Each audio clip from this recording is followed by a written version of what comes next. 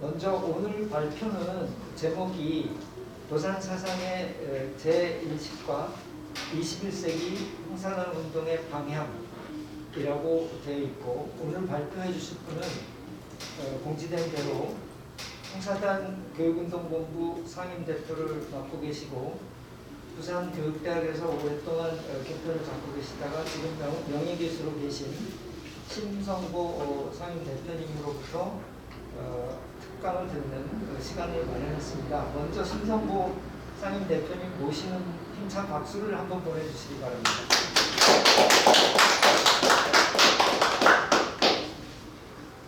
오늘 자료를 아마 미리 출력을 해서 보신 분들도 계시고 미처 못 보신 분들도 계실 수 있겠는데요. 오늘 발표할 내용이 조금 방대하기 때문에 그것을 심성보 대표님께서 아주 또 요약해서 멋지게 이제 듣기 좋게 발표를 해주실 걸로 예상이 됩니다만, 그거를 좀 지루하지 않게 진행하기 위해서 제가 한 네 도막으로 나누어서 질문을 드리고 거기에 대해서 또 강의를 하시고 답을 하시고 하는 식으로 진행을 하도록 하겠습니다. 그동안 앞에 두 차례에 걸친 강의는 도산 선생님의 철학과 사상, 그리고 독립운동 혁명가로서의 실천적 삶에 대해서 깊이 있게 이제 조망을 하는 시간이었다면, 오늘 도산 사상의 재인식은 그러한 도산의 사상과 실천적 삶에 대해서 이모저모로 굉장히 다각도로 심성보 대표님께서 분석을 하시고, 거기에서 한 발 더 나아가서 그런 역사적인 상황에 대한 분석, 사상에 대한 분석이 갖고 있는 의미로부터 쭉 그 진행 과정에서 오늘에 이르기까지 현재적 의미가 어떤 것인지 그것까지를 언급을 하신 내용입니다. 그리고 더 나아가서 이제 그거를 토대로 홍사단의 21세기 운동 방향을 어떻게 가져갈 것인가 하는 거에 대한 또 심성보 대표님 나름대로의 중요한 생각과 시사 이런 것들을 충실하게 개진하고 계신 내용입니다. 그래서 그 내용을 우선 제가 첫 번째 대목으로 이런 질문을 드리는 것으로 시작을 하려고 합니다. 원고에 여러분들이 보신 분 첫 번 제목에 있습니다. 안창호를 왜 지금 호출해야 하는가? 안창호 선생의 사상과 철학을 오늘 우리가 지금 다시 말하고 이야기해야 하는 이유가 어디에 있는지 그 말씀을 우리 심성보 대표님께 부탁을 드리겠습니다. 예, 감사합니다. 1943년 5월 13일 창립한 홍사단에 대해서 제가 이렇게 특강 형식으로 발표하게 된 것을 무한히 영광을 생각합니다. 이 글을 준비하면서 제가 여러 가지로 조금 충격적 사건도 겪고 그리고 참 사람 관리하기가 쉽지 않다는 것을 느꼈고, 그러면서 도산 선생님의 말씀을 공부하면서 위로도 하고 각오도 하고 길이를 다지게 됐습니다. 결론은 나부터 혁명해야 되겠다. 바퀴 혁명을 위해서는 내가 혁명하지 않고서는 바퀴 혁명되지 않았다는 게 오늘 글의 핵심이라는 것을 얘기하게 됐습니다.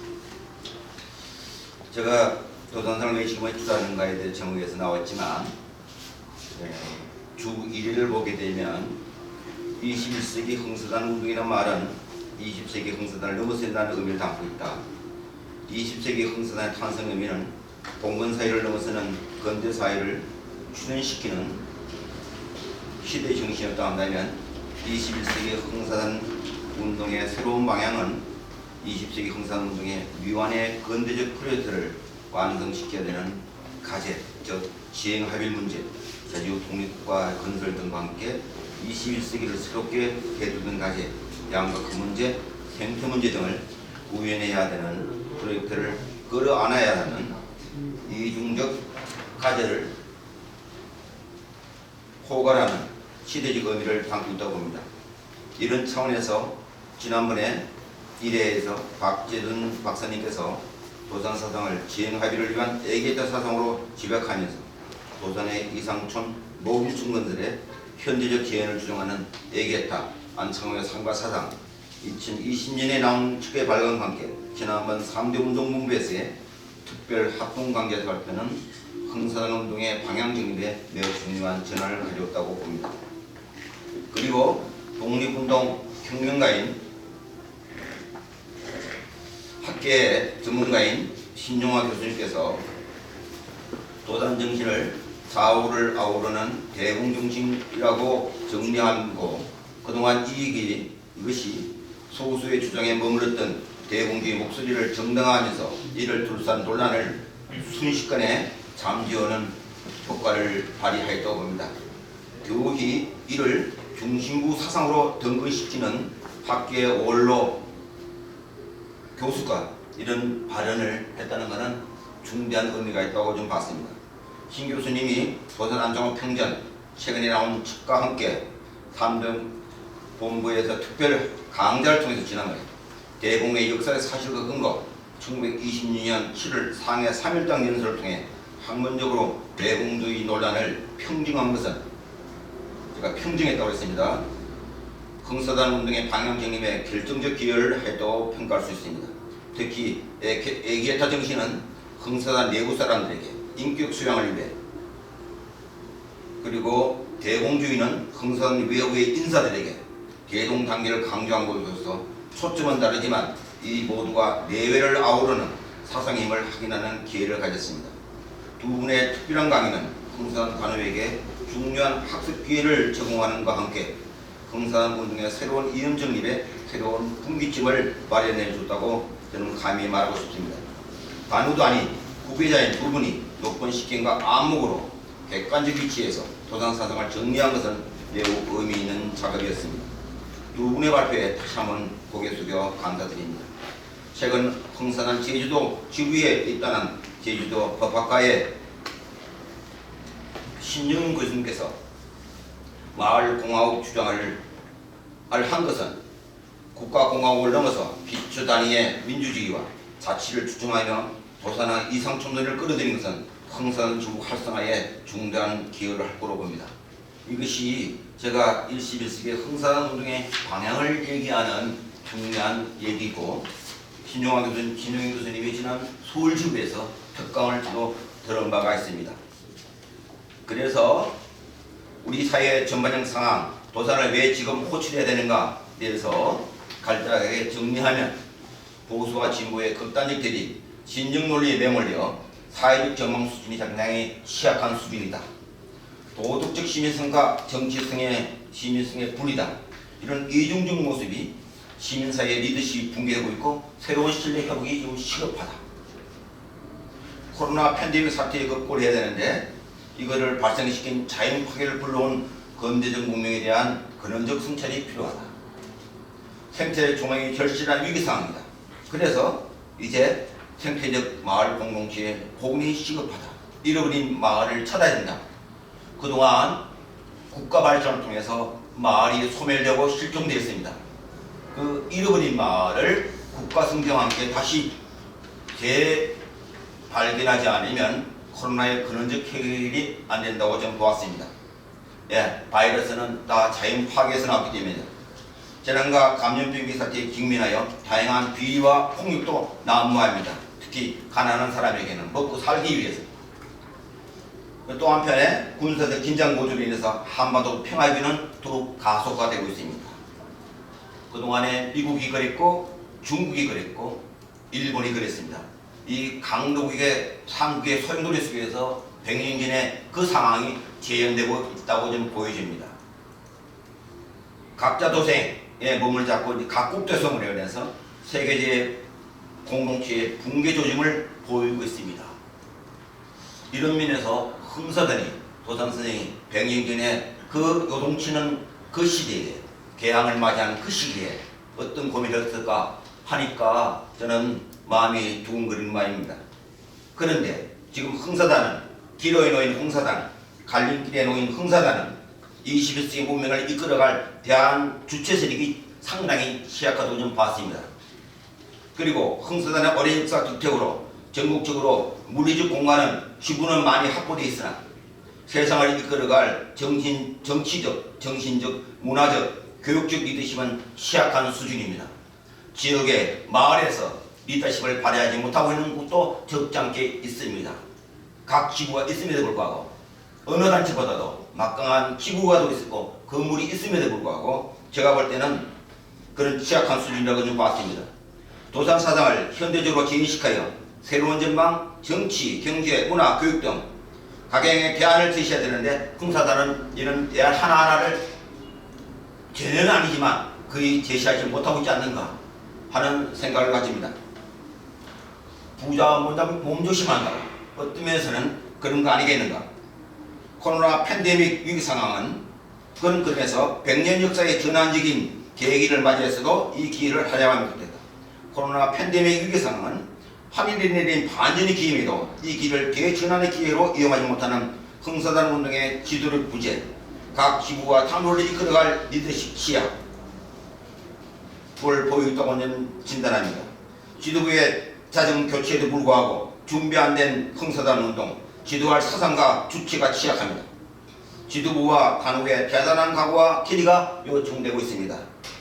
감히 저는 선골도 아니고 진골도 아니고 저는 육두품에 지나지 않습니다.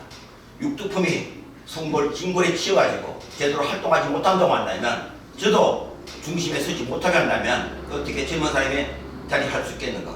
그런 면에서 다친 흥사단이 되지 않도록 좀 더 열린 새로운 문명을 이뤄야 된다고 합니다. 그래서 도산선생도 서민들은 자리 잡을 뿐이고 명예욕뿐이라서 바로 젊은 일꾼 운동에서 청년 학우회를 만드는 그 심정을 지금 더 자각하게 됩니다. 그래서 도산의 리더십이 요구되는 이유는 민족주의와 개화사상에 기반을 둔 독립운동가이자 교육자였고 좌우를 통합했고 내부의 이견을 원만하게 조율한 중용적 조직가였고 애기타와 대공직 정신을 통해 자아혁신과 사회혁신을 동시에 추구한 전인적 혁명가였다. 민족과 세계의 갈등을 통합시키기 위해 애쓴 평화운동가였다. 신사와 투사의 정신을 모두 겸비한 지사적 선비였다. 근대적 국민형성과 독립된 민족국가의 건설을 위해 투신한 국민교육자였다. 겸손과 헌신으로 일관한 공사적 리더십자는 모범적 지도였다. 일상생활의 변화로부터 민주주의를 인식하고 실천하는 자치주의다. 민족과 세계에 서로 다른 세력 및 사상을 끌어안는 통합적 리더십을 가진 지도자였다. 민족운동가, 개화사상가, 교육자, 독립운동가에서 모습을 보인 세계적 지도자였다. 마을과 행동의 일치를 보인 삶의 사상가이자 실천이었다. 다양한 실천과 활동사를 보인 도산은 우리 모두의 스승으로서 도산사상의 진정한 개성자가 되었나 봅니다. 주에서 얘기했던 우리 다중진행의 주 2에 보게 되면 하워드 가드너는 통찰과 포용이라는 측에서 리더십이라는 것은 다른 사람의 사고, 감정, 행동에 의미심장한 영향을 미치는 능력을 하면서 이 바로 리더는 이론이나 저서가 아니라 연설, 논쟁, 그리고 행동의 실천과 모범제시 등이 대중에 영향을 미쳤다. 도산한지기에 가장 적합한 지도자였는데 이것을 전 교육부 장관한 이 책을 서장에 회지를 쓴 이 운영인 교육부 장관은 이승만, 안창호, 킹구가 그 당시에 리더 수 있었던 것은 각각 한국의 미래에 대한 독특한 이야기를 할 수 있었고 그 이야기를 가지고 꿈을 심어줬다고 진단하고 있습니다. 그런 측면에서 우리는 도산생의 새로운 현대적 대조명 실천자가 되어야 된다는 각오를 한번 밝히면서 오늘 내용을 시작하도록 하겠습니다. 네. 첫 번째 여는 말씀을 도산을 왜 지금 구출해야 되는가? 이 문명 전환기에 여타지 위 상황이 있는데 부족한 준비 상황을 극복하고 우리의 각오와 결의를 가져서 진정한 도산의 계승자로서 대발전과 번영을 위해서 기여 해야 되지 않느냐 이런 말씀으로 문을 열어주셨습니다. 그러면 이제 두 번째 정말 도산 사상과 철학, 도산 정신이 무엇인가 하는 것에 대해서 도산 정신의 재인식과 확장, 도산 정신의 세계사적 조망 이 부분은 제가 먼저 이제 읽어본 바로는 역사학, 사회학, 뭐 철학 이런 거를 망라해서 두루 도산의 사상과 실천적 삶을 미 갖고 있는 의미를 다각도로 조명을 하신 내용이라고 제가 이해했습니다. 그래서 이런 부분에 대해서 어떤 의미가 있고 그것이 오늘날까지 어떻게 면면이 이어져 오는지 하는 거를 또 일일이 또 언급을 해주셨기 때문에 그 부분에 대해서 두 번째로 말씀을 듣도록 하겠습니다. 네, 제가 원본에는 거의 1000매 정도가 넘는 거고 추락한 내용만 하더라도 그건 3, 40쪽의 글입니다.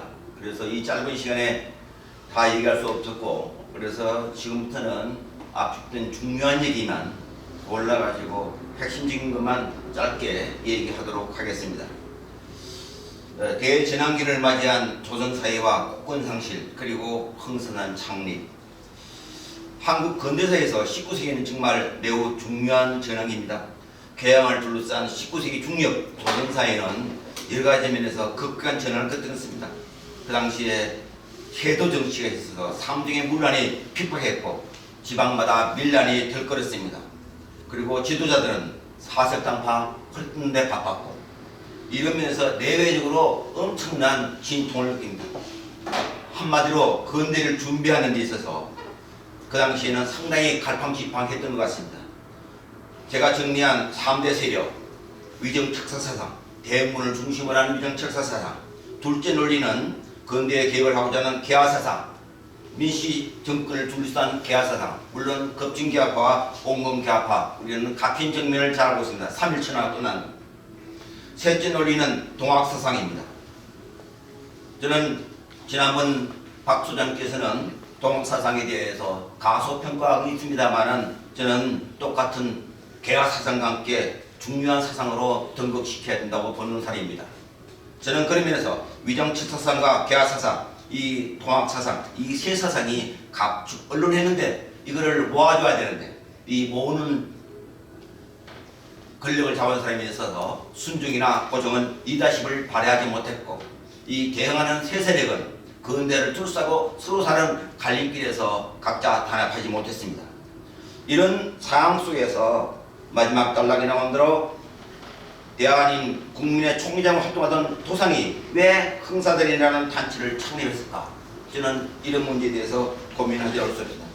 제가 본 연구와 자료에 의하면 인재의 부족, 민족운동을 지도할 인재의 부족과 지도자 간의 대동 통합을 해야 되는데 자기 다툼을 하는 것을 누차 보았기 때문에 이 어른들의 세계 속에서는 기대하지 못하고 젊은 사람한테 기대를 한 것 같습니다.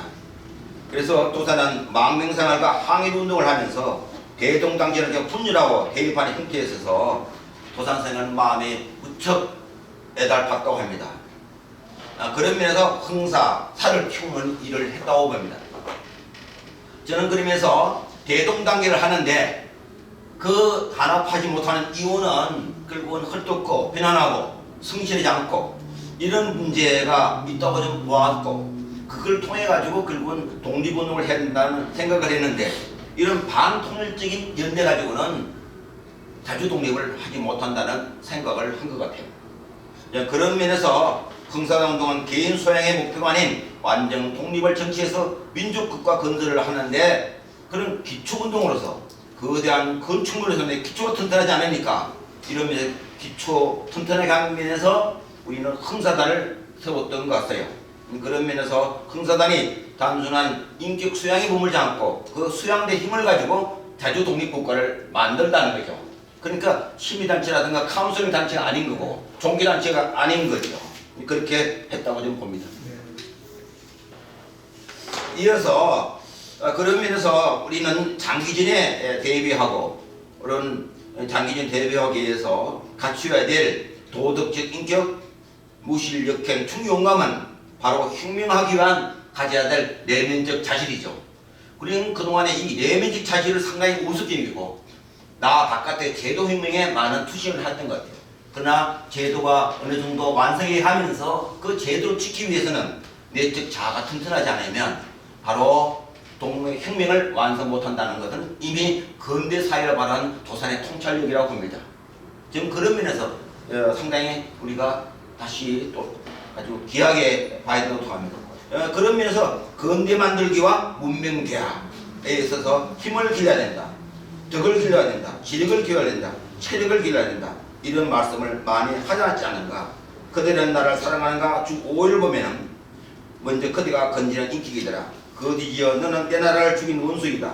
진실하게 살고 진실하게 행동하고 진실하게 생각하라. 바로 이 모두가 조국 독립을 위해서는 인격 확립이 중요하다는 것. 민족의 자격을 갖추려면 이 자격 갖추는 이런 생각하자면 이 제도가 쉽게 기초가 튼튼하지 않게 무너지기 때문에 바로 이런 측면에서 독립을 하기 위해서 인격을 준비시키는, 그러니까 내외를 아우르는 그런 걸 했다.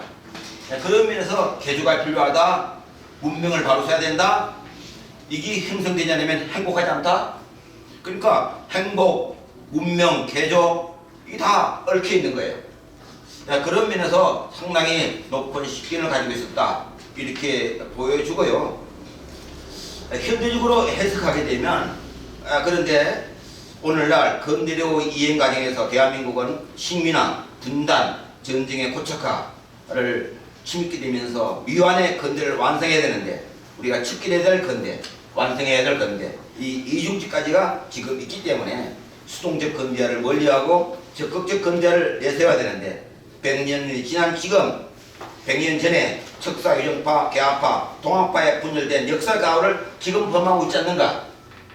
보수와 진보의 다툼, 코로나를 스마트폰 개발 정도로 이해하는 것, 방역 수준으로 떨어뜨린 것, 이게 모두가 도전 선생의 안목으로 보게 되면 너무 한쪽에 편협한 근대화가 있지 않는가 하는 생각을 가지면서 지금 흥사단 운동은 대역사적 전환기에 놓여 있다. 100년의 가오를 지금 범하지 말아야 된다. 저는 그런 면에서 코로나가 하늘이 준 선물이다 하고 생각을 감히 말하는 겁니다.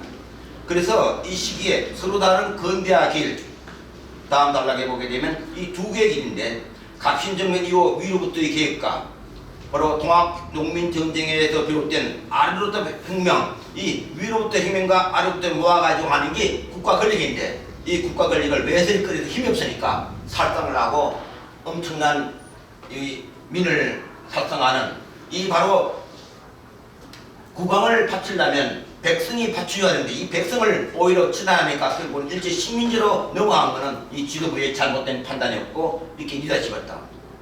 권력은 유지될지 모르지만 민을 바탕으로 한 국가는 위험하지 않느냐. 바로 그런 뼈저린 것을 도산 선생은 바로 많이 발견했지 않는가. 그런 생각을 하면서 이 시기에 개화운동과 통합운동의 이 계획 속에서 우리 개화하려는 일이 우리 그 도산 선생님도 처음에는 동학에 대해서 그렇게 필대어놀부터 많은 얘기를 들었지만 큰 희망을 못 가졌던 것 같아요. 그런데 이 동학이 천도교로 바꾸면서 천도교는 개화파들을 많이 동요했고 간부로 이용하고 또 이 간부의 3.1운동의 중심이 됐잖아요. 도선생 그때는 해외 망명가 되셨고 이런 측면에서 근대 문명을 이끌었던 기독교 문명 개화 노선을 걸었던 도선선생이 천도교가 바로 개화 사상을 받아들이면서 또 그리고 원불교 교주인 박진가의 전주에서 해동하는 그러면서 기독교인 도산성이 원불교도 만나고 천도교 만나는 이런 역사적 전환을 이뤘다는 측면에서는 초기 동학 사상하고는 거리가 있었지만 후기 사상하고는 연결되지 않는가 저는 감히 얘기를 할 수 있겠고 주 16에 말한 대로 백낙청 교수님께서 쓴 말을 보게 되면 도산성은 변혁적 중도주였다. 개벽을 향해 열린 개화파 도산성과 개화를 수용한 개벽파 소태장 박준민 하고의 만남은 바로 상징적 만남이었다. 이런 사실이 중요한 우리에게 많은 가르침을 준다고 봅니다. 그런 측면에서 개벽의 근대, 개화의 근대, 그리고 계몽적 근대와 우리는 개벽적 근대 이 양세력을 우리는 같이 공존시켜야 될 가치는 지금도 있는 것 같습니다. 그것이 종교 간의 대화하고 그런 것 같지 않은가 이렇게 바라보게 됩니다. 그래서 민주공화국의 건설 계획과 미완의 국민국가인데, 근데 도산생이 생각했던 이 미완의 국민국가, 분단과 좌우의 대립을 통해서 북한은 인민국가가 되었고 남측은 국민국가가 되었습니다. 이런 측면에서 얘기를 정리해 보면 마지막 단락에 좀 건너뛰어서 우리의 해방 공간은 국민국가 건설을 위해서 상당히 통합을 해서 도산생이 돌아가시고 난 뒤에 완성을 시켜야 됐습니다만은 미소 냉전 그리고 냉전 상태 6.25 전쟁을 통해서 결국은 통일국가를 건설하지 못하는 분단국가 됐습니다. 저는 그것을 미완의 국민국가, 정상적 국가는 남도 아니고 북한도 아니었던 것이죠. 이런 결속국가였습니다. 그런 측면에서 최근에 남북한의 이 조그마한 한반도의 평화체제를 마련해서 영세의 중립국을 제안한다든가, 또한 강도국의 정치적 주도권이 흔들리지 않도록 하기 위해서 중립국 평화선언을 하자는 운동은 상당히 의미 있는 도산사상의 실현이라고, 현대적 실현이라고 저는 바라봅니다. 그래서 이제 이 사상의 바탕을 두고 있는 대공주의와 애기에타와 그리고 사회민주주의를 어떻게 도산생은 결집했겠는가, 이런 면에서 이 대공주의는 주에서 나온 대로 소화도 아니고 소공도 아니고 21의 주에 나온 대로 동양 철학자인 고려대학교의 철학과 교수였던 이승환 교수님이 공을 설명하기를, 권력 지배국으로서 공원 개념은 점차 공정성, 공평성과 같은 윤리적 의미로 확정되고 나아가서 타수의 이익과 의견으로서 더불어 공동, 타수의 의미를 진화하여 왔다.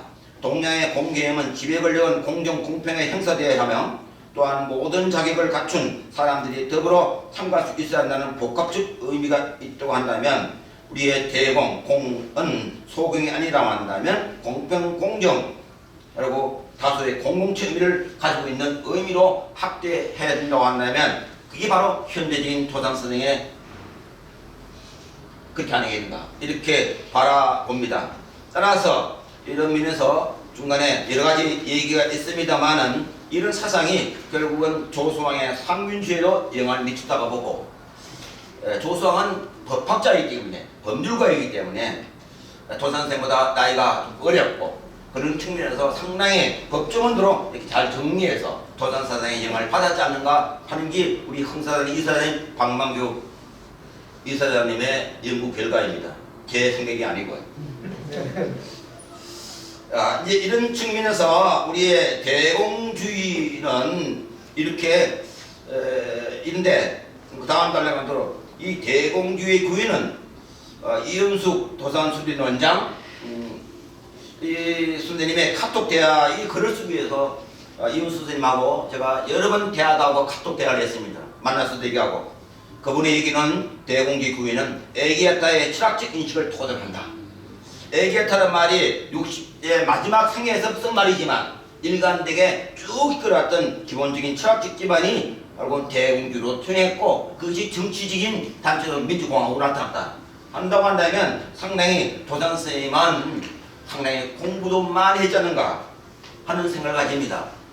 뒤에 얘기 나옵니다만은 각각의 모셨던 구익균 선생님은 그 시기에 주 23에 나옵니다. 주 23에 구익균은 그 당시에 사회민주적 요소가 있다는 얘기를 정리하면서 조수왕의 상민주의에 영향을 미쳤고, 그 다음에 상해에서 도산선생님 가까이 있으면서 직책은 모르겠습니다만은 플라톤의 유토피아, 로버트 오웬의 이상촌, 샌디칼리즘, 길드 사회주의, 아나키즘, 사회주의와 공상주의를 공부하고 연구하고 발표하는 길이었다.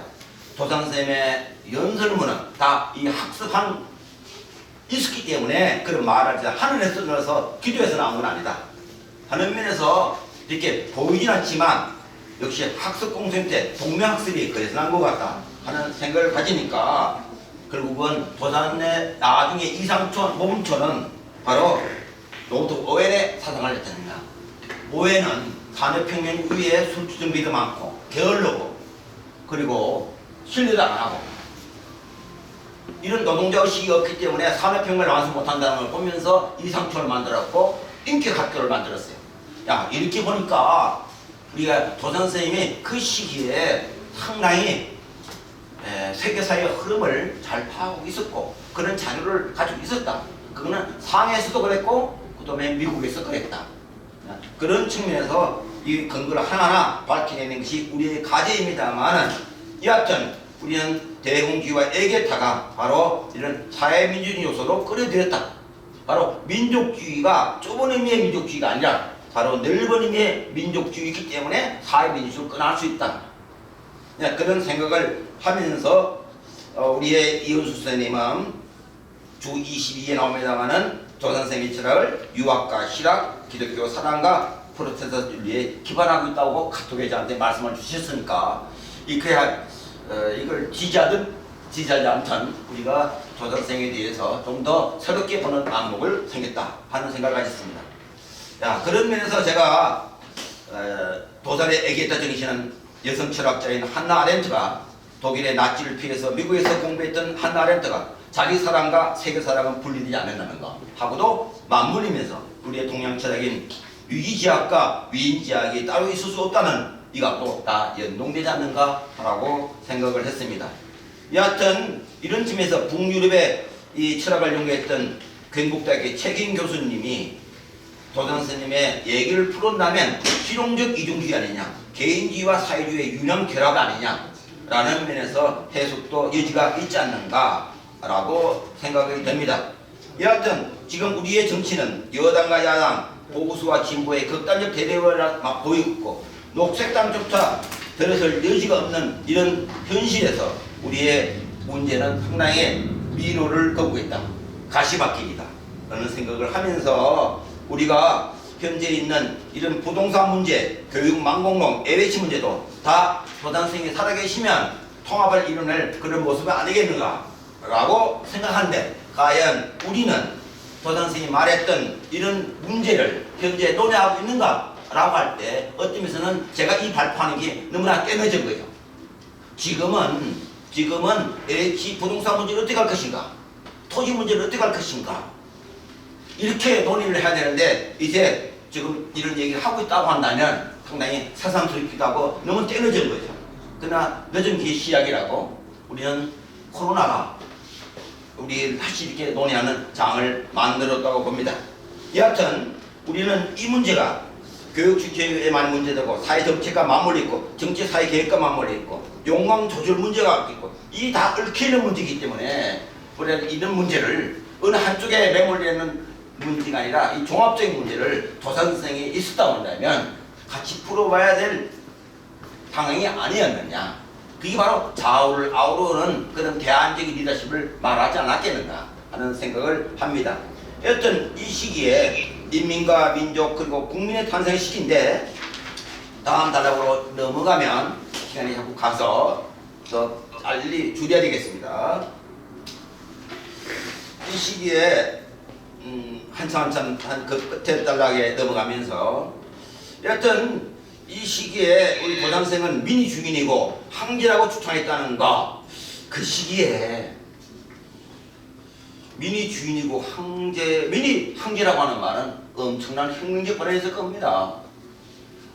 황제, 우리 면속국의 모성들, 백성들 이 꼼짝 못하는 놈은 보지 않습니까? 이런 측면에서 그 시기에 시민의 주장을 했다고 그래요. 자, 그 당시에 발언을 보면 1896년에 1899년 국민의 횟수, 인민의 횟수 이렇게 다른 국민의 얘기 이런 다양한 언어 속에서 마지막 단락에 보게 되게 되면 상당히 그 시기에서는 국민의 말을 잘 쓸 수 없다고 합니다. 국민의 말을 쓰게 된 것은 제 자료에 조금 지나가지고 주 37쪽에 있는데 좀 뒤로 좀 넘어가겠습니다. 시간이 없어서요. 그 속에서 보게 되면 이런 얘기가 합니다. 기미 독립선언서에서는 국민의 단어가 나오지 않는다고 합니다. 연구자에 의하면. 그 이유는 정치적 독립의 주체로까지 가는데도 국민이 부각자리에는 아무래도 국민이라는 말이 식민지하에서 조선인의 정책 주성을 들었는데 불충분하다고 하고 민족이라는 개입이 훨씬 더 적시했다고 봅니다. 나라를 빼앗겼기 때문에. 그러면서 시민이라는 말도 안 썼다고 합니다. 왜 시민이라는 말 안 썼는가? 연구자에 의하면 시장의 민, 아직 도시가 발달되지 않았어요. 그리고 시장하면은 산업공상 해가지고 장돌뱅이 이미지도 있다고 합니다. 그리고 헤겔이라는 글을 그 당시 독립에 글이 걸리는데 헤겔은 뿌티프로자 소시민을 해가지고 시민의 말을 그렇게 달갑지 않았답니다. 지식인들. 그런 면에서 민족이란 말이 그 시기에는 가장 했는데 바로 도상생은 국내에 있지 않고 거기에서 국민을 만졌기 때문에 비교적 사상적 자유가 있었고 미국인은 이미 시민이 탄생하는 모습을 봤기 때문에 그래서 바로 이런 면에서 국민의 신민이라고 만들었다고 좀 보여집니다. 그런 측면에서 최초의 시민사회 결사체가 독립협회 만민공론회 독립협회 대한시민의 청년화부회 그것이 흥사단으로 이루어졌기 때문에 이미 도산선생님은 근대를 마련하는데 이렇게 시민적 자발을 잡았다는 면에서 상당히 선구적인 근대사회를 준비한 거죠. 그러니까 봉건사회에서 시민사회를 준비한 근대사회를 준비해서 이 시민이 되는데 그 제도적인 헌법만 되는 게 아니고 그걸 지킬 수 있는 주체로서의 국민의 인격, 도덕 이게 같이 있었다고 보는데 그게 지금 우리가 민주화 이후의 과정에 있어서 상당히 돋보이는 이유도 바로 그 점 아니겠나. 요거는 뒤에 또 나중에 얘기를 하겠습니다만은 그렇다는 거. 주 37에 보게 되면 조소왕도 그런 의미에서 나라를 뺏긴 것은 나라를 직접 뺏기다기보다는 우리가 직접적으로 뺏긴 거다. 주권을 뺏긴 거다. 하는 측면에서 이 도산 스님의 얘기를 조소왕 선생을 통해서 상당히 많이 전달되어 있지 않았는가라고 보여집니다. 자, 흥사단의 이염적 기양 그 의회에 보게 되면 이제 국민의 탄생이 됐는데 그러면 1919년 임시정부 할 때 그때 국민한 말이 공식적으로 반영되었지 그 전에까지는 상당히 국민한 말이 유통되지는 않았다. 그런 면에서 인민이 이제 국민으로 바뀌었고 북한은 인민을 고수했는데 우리가 인민을 못 쓴 거는 역시 유진호 헌법 개헌자가 말하다시피 북한을 먼저 쓰기 때문에 이 좋은 말을 놓쳤다 이렇게 해서 지금은 제가 쓰는 말은 민주로 합니다. 시민도 될 수 있고 국민도 될 수 있고 인민도 될 수 있기 때문에 저는 people을 민회라고 쓰면 더 훨씬 더 좋지 않겠는가 이런 생각을 합니다. 이제 일부에 제가 마지막 얘기로서 흥사의 이음적 기양은 그런 면에서 선비사를 문인들만 선비라고 생각하는데 지금 우사로서의 선비도 있고 문인으로서 선비가 있다. 이 양자를 아우는 신사와 투사의 정신 바로 언론에 있는 김상원 선생님의 책에서는 바로 이 점 아니냐. 건진한 인격자로서 신사정신 그리고 전사로서의 투사정신 이게 결합되어 있는 것이다. 이렇게 결합되어 있는 김상원 언론인이 바뀌는데 저는 하나 추가해서 저는 남명조식을 거론합니다. 바로 처사적 시민. 태교의 이양 개보도 아니고 율곡 이 개보도 아닌 제3세로 생긴 조식에 돋보이지 않는데 바로 조식은 의를 강조했기 때문에 태교나 율곡하고는 다른 차원에서 우리는 각광을 못 받았다.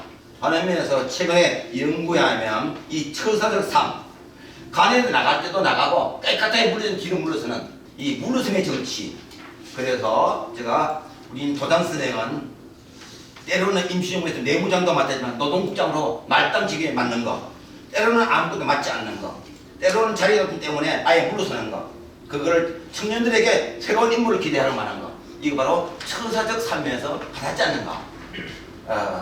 태계의 이형도 인물을 키우긴 했지만 이런 의의를 강조하지 않았어요. 마음을 관리하는 경만 강조했지 내면적 경이 바깥으로 나가는 의의를 강조했기 때문에 사회 정의를 신화하는 데는 태계 선생님이 큰 기여를 못했어요. 수양만 한 거죠. 그런 면에서 우리는 이 남명조식의 우리 새로운 나아감과 물러섬의 정치가 바로 우리에게 맞지 않는가. 저는 이런 생각을 가지고 있는데 최근에 시민의 정신도 기사도에서 신사로 신사에서 시민으로 선진국가를 만들었다는 독일에서 박사학위만 백승종 교수님의 말이나 도산 선생의 선비 정신과 투자 선생의 결합이나 그리고 교원당의 박병기라는 이 윤락자 교수가 보살에서 선비에서 처사로 이동했다는 거. 바로 이 점에서 우리 도산 선생님은 바로 이 점에서 상당히 있는 보살 정신과 선비 정신과 이것이 처사 정신에 있는데, 그리고 이 수위 조절을 잘했단 말입니다. 이런 거는 바로 시중의 철학, 중용의 철학도 상당히 닮아난 거 아니겠는가. 이런 면에서 우리는 도산 선생의 보수와 진보의 극단적 대립을 아우르는 도산의 리더십은 지금이야말로 극단적인 여야가 갈리는 층에서는 상당히 중요하지 않는가, 저는 그런 생각을 하는 거죠. 예.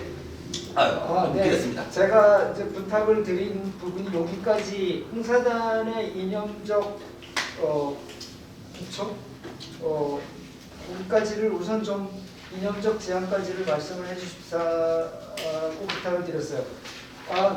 너무 열정적으로 강의하시더라고 우선 물도 좀 드시고, 이거는 너무 방대한 내용을 사회학적인 또 철학적인 그 역사학적인 사료와 근거를 리뷰하고 그 내용을 이제 다각도로 그 철학적 기초에 대해서 뭐 적극적 근대화라든지 변혁적 중도주의라든지 넓은 민족주의, 사회민주주의, 이 실용적 이중주의 뭐 이런 것과 또 도산 선생이 창립한 각종 창립하고 활동하신 독립협회, 국립협회, 신민회, 정연합의회, 홍사단 이런 것들의 기반이 되는 철학적, 사회학적 의미들에 대해서 여러 개념을 준거로 해서 설명을 해주셨기 때문에 제가 이제 요약을 하기는 좀 어렵겠습니다. 그러나 이제 여러분들이 잘 들으셨을 것 같고, 요 다음 부분부터 이 도산사상의 재해석의 2부에 해당하는 이 부분은 조금 짤막하게 압축을 해주시는데, 도산 선생이 어떻게 생활 속에서 실천적으로 이런 다양한 사상과 철학을 앞에서 뭐 다양한 단체들을 통해서 구현하신 얘기를 짤막하게 얘기를 하셨지만, 거기에 또 어떤 사상적 또 이론적 쟁점들이 개입이 되고 그게 실천적으로 전개되었는지 하는 얘기를 중심으로 요 도산 재해석의 2부에 해당하는 내용을 구성을 해주셔서 그 부분을 또 친절한 설명을 부탁드리겠습니다. 예, 벌써 이게 우리 한국 시간으로는 8시입니다. 앞부분에 오늘 행사 때문에 108종 기념식에 축사하고 얘기하는 바람에 제가 15분에 시작했어요. 근데 벌써 8시가 됐습니다. 그래서 지금부터는 정말 짧게 좀 해서 여러분들의 얘기를 듣도록 하겠습니다. 오늘은 특별하게 9시에 강의가 끝나면 잠시 쉬었다가 줌 디프이도 있기 때문에 그런데 충분하게 얘기를 하도록 하고, 우선 실천적 힘면에서 도산 참선생님의 그동안의 사상적 이론적인 얘기했다면 지금부터 생활 속에 이론을 어떻게 구체적으로 했겠는가 하는 면에서 제목 중심으로 얘기를 하도록 하겠습니다. 생활민주주의 실천과 자치로 형성지. 일단 쭉 보면 예의범절, 신뢰, 가음금지, 노름금지, 아편금지, 싸움금지, 청결, 위생, 환경미화, 경조, 이런 게 별거 아닌 것 같지만 이게 전부 다 국가건설의 기본적인 덕목으로 있고, 바로 오늘 말하면 국민의식이고 시민의식이고, 이 시민의식이 있지 않으면 국가가 다 무너지는 거예요. 우리 그런 말 봤지 않습니까? 말은 잘하는데 실천하지 않는다는. 도산 선생님은 어떤 면에서는 독립이 중요했지만, 독립에서 총칼도 쏴는 것도 좋지만 그거를 지키기 위해서 내면적인 실천, 도덕성이 얼마나 중요하냐, 교양이 얼마나 중요한가, 그런 걸 몸부림치기 삐지르게 느꼈기 때문에 상당히 도산 선생에 대한 감업을 하고 따르는 사람이 많았지 않을까, 이렇게 생각이 됩니다. 그런 면에서 우리는 도산 선생님의 이 바로 부분이 이렇게 단순한 실천 같지만 학문적으로 보니까 결국은 공화주의 정치에 맞닿아 있고, 그러니까 공화주의 정치 보면 공화주의도 구공화주의, 신공화주의, 시민공화주의 다양한 모습이 있지만, 최근에 석통인의 시민공화주의 보면 그 공화주의는 제도 완성 가지고는 민주주의 완성 안 된다. 제도나 법을 지키고 있는 토대 토대에 뿌리 박혀 있는 나라에서는 내면적 도덕이 중요하다 하는 걸 보고 도산생을 방금 줄기만 보고 밑을 보지 못하면 어느 한쪽만 보는구나 하는 생각을 많이 해서 도산생을 공화적 사고방식을 가지고 보게 되면 더 잘 보이더라. 그래서 최근에 공화주의와 정치, 공화적 시민교육 이런 책이 많이 소개됐고 해외에서도 많이 있고 이렇게 공부하고 있었는데 이번 발표를 보니까 딱 맞아 떠가지는 거죠. 그래서 제가 공부한 모든 게 지금 도산생을 통해서 저를 다 얼개설기 잘 엮어줘서 상당히 우리 이사장님 저한테 발표 함께 준 거에 대해서 숙제 준 거에 대해서 다시 한번 감사를 드립니다. 저한테 숙제를 6개월 전에 안 주셨다면 공부를 하지 않았는데 이게 숙제 완성하느라고 모범생이 되었습니다. 여하튼 이 시기에 여러 이론을 보면 그런 면에서 마음의 습관, 실천의 습관이 공화주의를 지키는데 아주 중요하다. 공화주의 지키는데 우리는 법, 제도 마련한 게 법이 무너지지 않으려면 그 밑에 뿌리가 깊어야 된다. 그 뿌리가 바로 인격이고 교양이고 그래서 신성단결 이게 그래서 중요한 거다. 그렇지 않으면 그 질이 단순한 인간관계라든가 단순한 욕망 저주를 하는 그런 게 도덕이 아니고 바로 혁명하는데 토대가 튼튼하지 않아야 되니까 그러니까 국가의 제도의 중심이 사람이기 때문에 사람 형성에 그만큼 올인했지 않은가. 근데 이 사람 형성은 바로 제도혁명, 국가혁명, 독립 이거에 무관한 사람 형성이 아니라는 거. 그렇다고 한다면 도산생은 아마 심리학자로 나가 떨어졌을 겁니다. 어떤 면에서 행복도 내 안의 행복과 내 바깥의 행복을 동시에 했기 때문에 위대한 것이지. 만약에 행복론이 단순하게 내면적 행복이 있다면 종교 지도자에 머물렀을 겁니다. 그렇지 않았다는 거. 그런 면에서 흥사단 안에서는 바로 인격 수용을 강조하고 바깥 단체로 결합할 때는 바로 혁명을 많이 강조했던 것 같아요. 바로 그 점에서 이강수는 흥사단 안의 행사만 많이 본 것 같고 그걸 기획했던 것 같고 그 발언을 기획했던 것 같고 그러니까 바깥에 이렇게 하게 되면 이게 바로 조직이 깨지고 비밀 결사이기 때문에 바로 시민활동이라든가 이런 거는 이강수가 몰랐지 않는가. 그러니까 우리 후학들이 바로 이강수의 후회한다는 나쁘다는 게 아니라 어느 한 면의 경험만 한 거이기 때문에 바로 이 양면성의 우리는 살펴봐야 하지 않겠는가. 저는 그러면서 애기학파와 대공주의가 분리되지 않았다. 행복도 내적인 행복과 외적인 행복을 동시에 했다. 이러면서 아리스토텔레스가 니코마스 윤리학을 공부하고 정치학을 했듯이 이 양자가 동시에 필요했단 말이다. 이런 면에서 우리는 아리스토텔레스의 이론과도 적용이 가능하다 하는 면에서 그걸 형성시키는데 내부로부터의 변화가 아주 중요했구나. 이 내부로부터의 혁명이 일어나지 않으면 사회혁명이 불가능하지 않느냐 라고 한다면 우리 사회에서는 그동안에 사회혁명을 주장하면서 내적 혁명을 가장 강조하지 않았단 말입니다. 그러니까 지금 사회혁명은 나름대로 제동이 됐지만 그걸 흔들리는 이유는 바로 내적 혁명, 자아혁명 튼튼하지 않는 거죠. 욕망에 다스리는 게 안 되는 거죠. 생활실질이 안 된 거죠.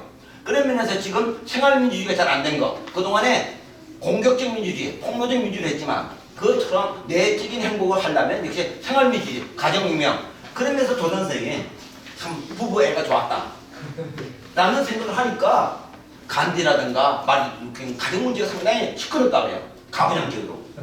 제가 잡아보려고 했는데 그 후학들 보면은 그 부인 얘기하는 쭉 올해 도산청 전체 10미건 된 걸 제가 쭉 이번 발표를 통해서 다 근거를 확인해 봤는데 역시 사모님 사람이 만만치 않더라고요.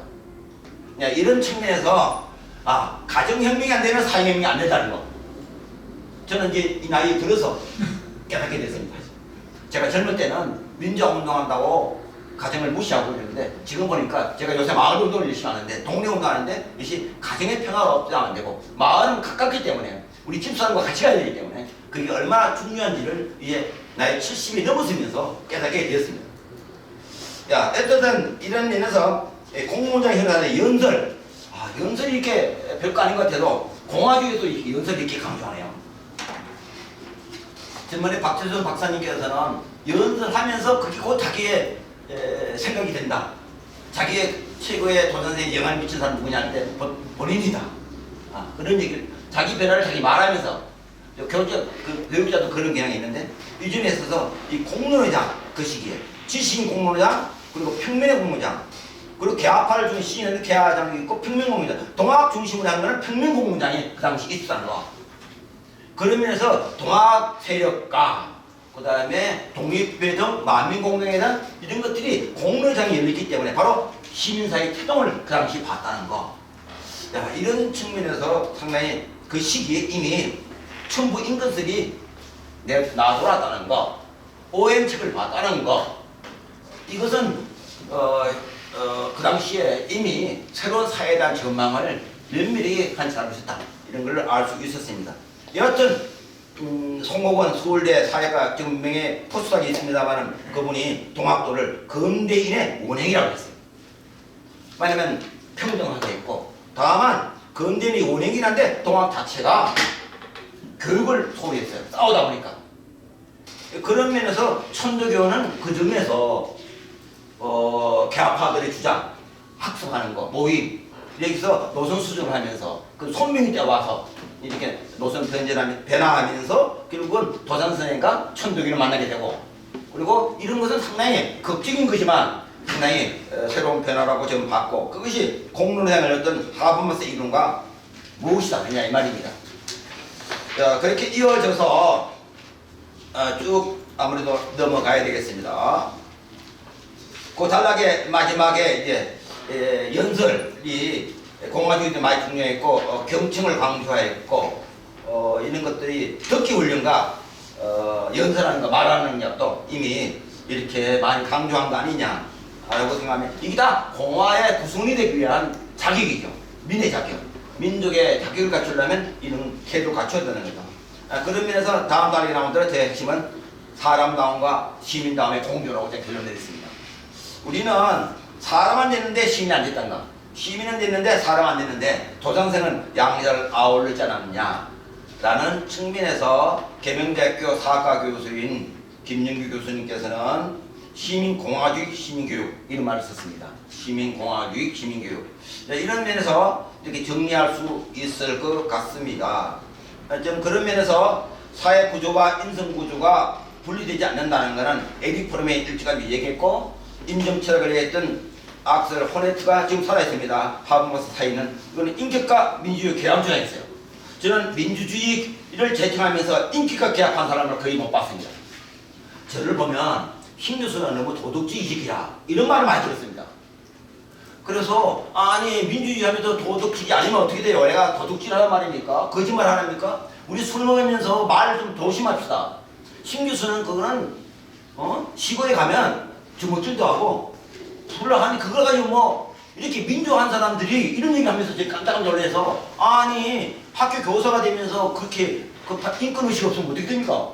이렇게 다 분직이 한두 번 했는데 도산 선생에 제가 이렇게 몰입하게 된 것도 결국은 제가 한 20년 됐습니다만은 흥남도론지가 흥산 교육운동본부 함께 들어왔습니다만은 우리 장동현 박사님하고 같이 그때 저를 유혹해서 왔습니다만은 하여튼 그 시기를 생각하면 그 전까지는 신초를 참 무척 좋아했는데 안창호를 만나면서 공부하면서 제가 아직까지 떠나지 않는 거는 역시 민주주의 완성은 바로 인격 수용이 안 되면 민주주의가 쉽게 허물어진다.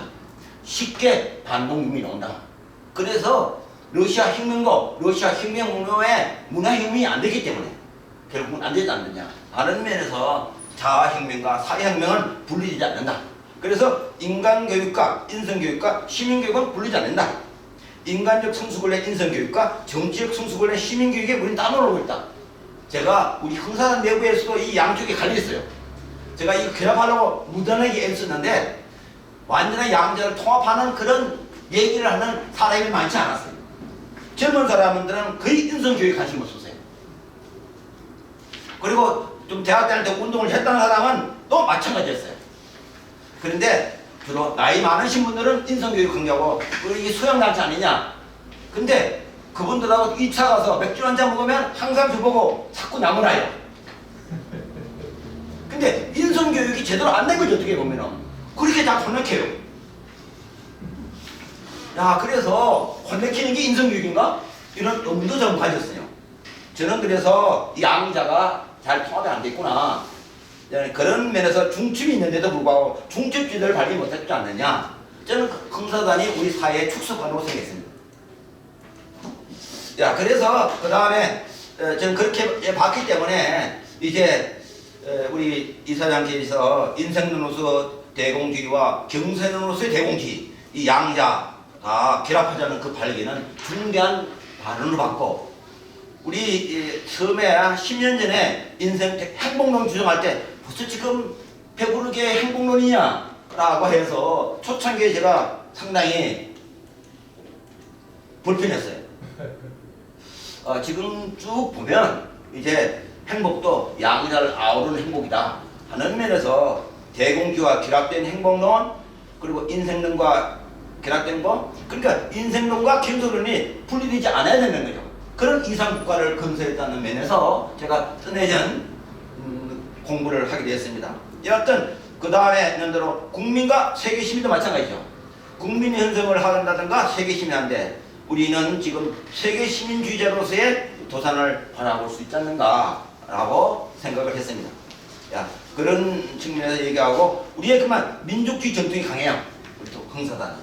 근데 저는 앞서 말했지만 열린 민족주의 세계 시민주의로 결합돼야 된다 하는 면에서 국가의 시민은 세계 시민이어야 된다 이런 생각으로 이어졌고 그래서 국민국가가 확대해서 세계 국가가 하향 발전해야 된다 하고 생각한 거죠.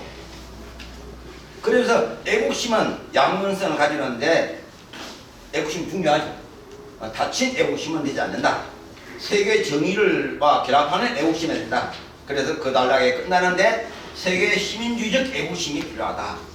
베타적 애국심인데 누스밤이 얘기한 대로 부드러운 애국심, 순화된 애국심이 필요한데 저는 그런 면에서 애국심은 버리지 않아야 된다. 그래서 흥사단은 항상 애국가를 부르지 않느냐. 그 애국가 부르는 것이 세계 시민주의와 결합하는 애국심이지 다친 우리만의 애국심은 아닐 거다 하는 생각을 가지면서 끝으로 이상촌 운동과 마을공화국을 하는데 이게 마을은 국가의 원행이다. 지금 마을 공동체 운동이 벌이지 않았다면 단순한 도산생 이상촌도 그때 그거다. 이렇게 뜬건 잡는 걸로 생각했는데 지금 실질적으로 마을 운동이 벌어지고 있어요. 지금 학교 혁신 운동에서 학교 혁신 운동은 마을 혁신이 있지 않으면 안 되기 때문에 지역사회 운동이 벌어지고 있어요. 그러니까 지금 학교 변화는 사실은 국가의 발전과 같았어요. 근데 국가의 발전은 마을의 발전이 안 된 거죠. 딱 그러니까 수도권에 몰리는 거죠. 그러니까 지금 이제 지역을 살려야 되고 마을을 살린다면서 이제 마을 공화국이 지금 등장되고 있어요. 그렇다고 한다면 마을 공화국과 국가 공화국 관계가 어떡할 것인가? 세계 공화국은 어떡할 것인가? 통일 공화국은 어떡할 것인가? 이런 문제로 계속 연결되어야 되는 지점이 지금 우리 물음 속에 있는 것이다 라고 봐집니다. 자, 그래서 이제 거기서 그럼 교육 문제 어떻게 되느냐? 마지막으로 정리하면 결국은 도산 선생의 이 교육은 지난번에 박재선 박사님은 이거를 신민교육, 새로운 민을 교육하는 거다. 신민교육으로 해야 됐고 또 이윤갑 경대 역사교육에서는 공화주의적 시민교육이라는 말을 썼는데 그러니까 이 시민교육을 넓은 의미로 썼다고 보고 다만 박재선 박사님의 신민은 조금 인간교육이 많이 좀 가있고 그리고 신용환 교수님은 상당히 독립운동에 많이 포커스가 있기 때문에 저는 교육의장에서는 양자가 다 동시 있지 않는가 라고 본다고 한다면 저는 행복주의와 대공주의는 분리된 게 아니라 에게타와 대공주의는 분리되지 않는다. 다만 초점을 어디다 더 두느냐는 문제인데 저는 교육의장에서는 양자를 좀 더 공존시켜야 되지 않겠는가 하는 그런 면에서 새로운 정예분자, 정수분자, 정예요원, 중개세의 양성 이것도 다 그런 차원에서 교육을 왔지 않는가 라고 생각을 했습니다. 끝에 오게 되게 되면 그런 면에서 우리의 흥사단 운동은 그동안에 개인 행복과 사회 행복을 누리기 위해서 인생론과 경선을 하여서 어떤 면에서는 이게 루소와 플라톤의 조화로운 결합을 도산에서 있지 않았는가 라는 생각이 들었고 그래서 도산학교를 만들고자 했고 오늘날 포함한 그게 행복교육 아니겠는가. 행복을 잘 발견하지 않던 행복교육에서인데 유일하게 행복교육에 쓰는 놈이 경남교육청에서는 혁신학교를 행복학교로 쓴단 말입니다. 그래서 주 60시에 제가 경남의 행복학교를 포커스한다면 우리의 도장 선생님의 학교는 행복주말학교, 행복교사 양성과정 이런 걸 할 필요가 있지 않은가. 그런 면에서는 행복을 심리학자라든가 종교인들이 얘기하는 게 아니라 바로 행복의 도장 선생님의 행복론은 뭐고 이런 면에서 상당히 이렇게 준비했지 않는가 하는 생각이 들어서 하나의 가능성을 보이고 있다. 이 도산학교의 설립 추진위원회에도 가보고 우리가 장 박사와 통해서 지방에 한번 가봤잖아요. 폐교를 할 때도 물론 성공을 못했습니다만은 어떤 간에 주말학교, 방학학교 이래서 행복학교 운영도 해줄 수 있지 않겠는가 하는 생각을 했습니다. 자, 이 정도로 해서 네. 2부는 마치도록 하겠습니다. 네, 고맙습니다. 중간 박수라도 한번 보내드려야 될 것 같아요. 네.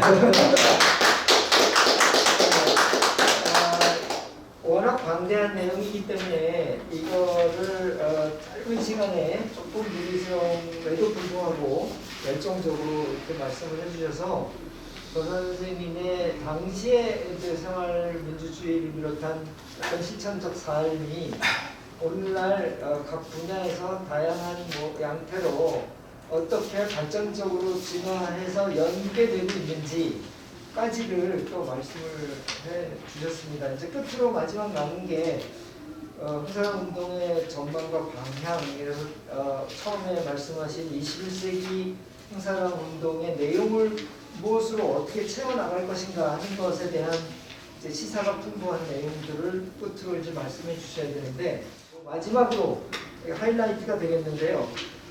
1, 2, 3강을 통틀어서 어떤 의미에서 이제 같이 다 정리하는 시간이라고도 생각이 됩니다. 흥사단 운동의 전망과 방향에 대해서 우리 심성구 대표님 생각하시는 바를 또 잘 말씀을 듣도록 하겠습니다. 예, 시간이 많이 갔기 때문에 짧게 세 가지로 제가 정리했습니다. 흥사운동의 전환과 제2의 민주과제.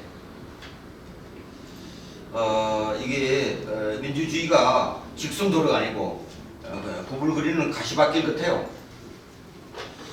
세계 질서를 주도한 미국과 영국의 최대 위기도 바로 1세대, 2세대까지 민주주의를 완성했는데 3세대는 전부 다 개인주의에 있기 때문에 미국의 트럼프도 나왔고 세계 질서에 요동을 치는 거죠. 이 강대국이 제정신이 아닌 거죠.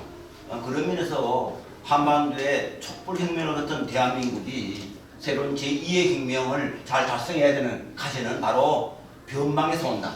신영국 선생님이 혁명은 변방에서 온다 하는 측면에서 우리가 지금 시작한다는 그런 생각을 가지고 있고요.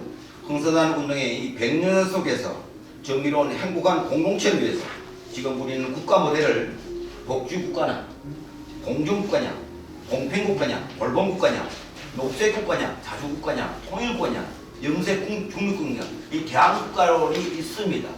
민주주의만 하더라도 직접민주주의, 공화주의, 자유민주주의, 사회민주주의, 삼년민주주의, 수기민주주의, 돌봄민주주의, 생태민주주의 이 다양한 모습이 있습니다. 이런 결합을 우리가 어떻게 구성할 것인가? 지금 흥사단 지금은 어떤 면에서는 국가란 무엇인가? 마을은 무엇인가? 민주공화국과 마을 공동체는 어떻게 될 것인가? 이런 얘기를 활발하게 일어나는데 그런 얘기가 별로 공론의장에 안 있잖아요. 어떤 면에서는 구한말 100년 전의 논의보다도 지금 수준이 더 떨어진 거죠. 거의 논의가 없잖아요. 이제 그런 면에서 흥사단 지금 최대의 저는 위기의 봉착이라고 보는 사람입니다. 두 번째, 흥사단은 공론의장에 있는데 어떤 이익을 바라고 있습니까? 제가 지방이 강요하고 민주신명, 민주피아를 강요하다 보면 좀 위축되어 있어요. 자신있게 얘기 못해요. 그런 측면에서 도산성의 후예라고 하는 단체가 어떻게 이걸 준비할 것인가 라는 면에서 우리가 통합의 리더십을 했는데 이 적대에서 경합으로 움직여야 되는데 이 경합적 사고를 해야 되는데 그런 측면에서는 어떻게 경합을 하게 하고 적대를 물러가고 이견을 조립하는가 도산들이 그만큼 많이 발언했어요. 그런 면에서 정치적 대전환, 사회경제적 대전환, 교육적 대전환, 남북관계 대전환에서 대안적 리더십을 발휘하려면 그런 논의가 있어야 되는데 그런 공론의장이 지금 코로나가 있으면 더 좋아야 되는데 별로 죄송합니다 이사장님 별 논의가 이러지 않아서 코로나 불구가 걸렸는지 다 움츠려 있어요. 좀 날개를 펴는 생각입니다. 그런 면에서 원외 하정사상이라든가 도산의 리더십을 어떠하고 독일의 보이스 바 사상을 어떠한가 이 비교도 검토한 건데 또 요새 국회의원들이 막말을 많이 하십니다. 도산생이 보면 어떻게 되겠어요? 말이란 도대체 무엇인가? 국회의원을 부르고 시사평론가도 SNS도 서로 감동하는데 야 평론가라는 사람 수준이 참 우리를 너무 머리 아프게 만들어요. 그 말 공부는 그렇게 하는 겁니까? 저는 그런 면에서 그런 휘둘리는 종편에 우리가 논하놔야 됩니까? 그래서 말을 막말하는 정치인들, 평론가들 모아가지고 좀 전시회를 해가지고 말이란 도대체 뭔가? 도산생의 언변은 그렇게 하지 않았단 말입니다. 그런 논의를 우리는 도대체 말이 뭔가? 말이란 무엇인가? 하는 거를 공론을 향해서 토론을 할 필요가 있다고 봅니다. 그런 정치인을 부르고 얘기하고 다음엔 다시 그런 말을 못하도록 저는 그렇게 해야 한다고 생각합니다. 자, 거기 두 번째 제가 얘기한 결론에서 우리는 인격 수양파와 이 어떤 면은 구파라고 볼 수 있고 신민운동파가 신파라고 할 수 있는데 불필요한 대립을 하지 말자는 거예요. 그리고 그건 왜 대립하는가? 자기 본인이 철저하지 않아서 그럽니다. 사상 무장이 안 돼서 그렇다. 저는 그렇게 봅니다. 저는 그런 면에서 이제 그런 리더십에 있어서 이 가드너가 주 70에 나간 대로 생태적, 환경적 재난 문제, 사생활 문제, 의사소통 문제, 국가주의 문제, 민족주의 문제, 전문적 지식의 문제, 이 복잡한 문제가 세대의 흐름이기 때문에 이런 리더십이 필요한데 어떤 면에서는 지금 새로운 리더십이 가드너가 주장한 대로 새로운 리더십이 필요하다는 주장을 좀 하는 거죠. 그렇게 하는 게 마지막으로 있는 대로 이제 우리는 도산의 흥사단의 운동은 산업화 민주화를 넘어서 세계화와 시민을 가야 되는데 이 세계화가 좀 역풍을 불고 있죠. 그러려면 시민화가 안 된 것 같아요. 교양 시민의 탄생이 덜 된 것 같아요. 그동안 그거는 권리 중심으로 시민운동 생각했기 때문에 권리와 함께 시민성을 동시에 하는 시민권과 시민성이 동장하는 그런 전인적 시민 양성이 지금 중요하다. 저는 말하는 입의 시민에서 귀의 시민으로 이제 공감하는 가슴의 시민으로 나아가 행동하는 손과 발의 시민으로 가야 된다. 저는 아직 제가 생각할 때는 입의 시민에 머물러 있다. 제가 본 데는 그렇습니다. 입의 시민이 있기 때문에 결국은 가슴의 시민으로 안 가기 때문에 자꾸 갈라치기 하고 그리고 손과 발로 안 가기 때문에 공유공감하는 이 공유공감을 가장 싫어하는 게 우리 도산생 아니십니까? 이런 면에서 실천을 강조하는 게 바로 아니겠는가. 마지막으로 문명의 거대한 코로나 있지 않습니까? 이 코로나 사태 속에서 어떻게 코로나 이후의 사회를 준비할 것인가 하는 공론회장이 있어야 하지 않습니까? 제가 공론회장이 있는 걸 거의 못 봤습니다. 이런 면에서 기후학자도 부르고 또한 생태도 부르고 이런 거 불러서 얘기를 해서 할 수 있도록 그런 논의가 지금 있어야 하지 않겠는가. 그게 도산에 기획한 바로 자연사랑, 환경사랑이 아니냐 하는 생각을 가져요. 그래서 결론의 마지막 단락에 나온 대로 지금 문명 전환의 정치, 생태 정치, 녹색 정치가 필요하지 않느냐. 이 아이들의 석좌 교수인 최철진 교수가 말한 대로 바이러스를 퇴치하는 게 아니라 비욘드 바이러스가 아니라 바이러스와 함께 위드 바이러스, 공생하는 바이러스. 그러니까 바이러스와 함께 사는 마을 공동체가 필요하지 않느냐 하는 면에서 마을 공동체 운동이 활발해야 국가가 건강하게 자리 잡을 거다. 마을이 튼튼해야지 국가 튼튼하고 국가가 튼튼해야지 저는 남북관계도 좋아지는데 마을이 튼튼하지 않으면 저는 옛날에 박정희 대통령과 김일성에 의해서 국가 전략을 했듯이 그래 마을의 주민은 그대로 휩쓸려 간다. 이제 그럴 때는 아니지 않느냐 하는 측면에서 우리가 마을공화국의 그런 의미가 그렇게 있다 하는 면에서 마지막 결론에 제가 8가지를 제시한 게 바로 그 점입니다. 코로나 시대의 지구적 문제, 도덕적 시민성과 정치적 시민성의 이 분리 문제, 세 번째가 코로나 이후의 대안적 전망 제시 문제, 넷째가 젠더, 성평등 문제, 문화정책 문제. 우리 흥사단은 남성이 많기 때문에 이 젠더 문제에 동감합니다. 이 문제는 결국은 남자가 평화롭게 살기 위해서 도산생은 그렇게 하기 위해서 하듯이 우리는 좀 더 도산생보다도 반쪽도 못 따라가지 않느냐, 가정혁명이 안 된 거 아니냐 하는 생각을 가지기 때문에 가정문화운동이 가장 상당히 중요하다. 민주주의 운동에서 그런 생각을 했고요. 여덟 번째는 이러한 역할을 하기 위해서 마을 공동체의 거점 역할을 해야 된다. 각 지구가 있기 때문에. 여섯째, 이 본부는 물론이고 각 지구의 독서 공동체 및 학습 공동체를 조직해야 되지 않겠는가. 일곱째, 지역 주민을 대상하는 대중강좌, 시민강좌를 정기적으로 해야 되지 않겠냐. 강좌는 지방에서 가지 안 하려는 것 같아요. 다 중앙에 맡기는 거예요. 근데 여기서 본부에서 통일을 해나 안 하지 않습니까? 이런 측면에서 이 정기적인 대중강좌, 검정강좌, 대승교육 등에서 하던 거, 그걸 해야 된다 이 말입니다. 매월마다. 여덟째, 국가 및 지역 문제에 대한 공론화를 위해서 토론을 수시로 열린다. 이제는 국가 문제만 키우지 말고 마을 문제, 지역 문제, 가정 문제, 교육 문제 이걸 공론해야만이 진정한 민주공화국이 되지 않겠는가 하는 게 제 생각이고, 그러면서 투명사회운동본부도 그렇고 교육운동본부도 그렇고 통일운동본부도 그렇고 이게 연결돼서 새로운 운동을 벌여야 될 때가 안 됐는가 라는 결론으로 제 얘기를 마치겠습니다. 감사합니다. 감사합니다. 장시간 동안 방대한 내용을 압축해서 맨 마지막으로 문명의 전환기에 홍사단도 어떻게 운동을 전환해서 새로운 리더십, 대안적 리더십을 발휘해서 우리가 발전을 꾀하고 운동을 채워나갈 것인가 하는 것에 관해서 마지막으로 또 구체적인 내용적인 시사까지 주는 제안을 해주셨습니다.